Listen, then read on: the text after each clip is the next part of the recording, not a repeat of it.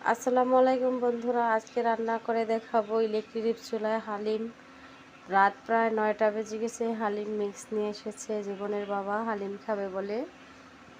তাই আমিও আর দেরি করলাম না, রান্না করে দিলাম। ওদের বাবা ছেলেদের আবার এইসব খাবার খুব পছন্দ। গরম পানি করে এদিকে ভিজিয়ে দিলাম চালের গুঁড়ো, ডালের গুঁড়োগুলো। এদিকে রান্না করা মাংস দিয়ে কষিয়ে বসিয়ে দিছি হালিম। আসলে কিছু কিছু সময় ছোট ছোট আবদারগুলো না রাখতে পারলে নিজের কাছেও খারাপ লাগে।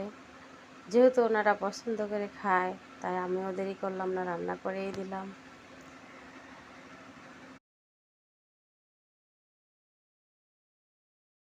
করছে কি দেখতেই পাচ্ছ কি পরিমাণ বড় কাচ্ছে।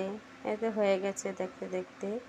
এখন পরিবেশন করে দিলাম, থেকে বেড়ে দিলাম। খুব মজা করে খাবে, অনেক স্বাদ হয়েছে, ঘ্রাণ হয়েছে, ভালোই লাগতেছিল।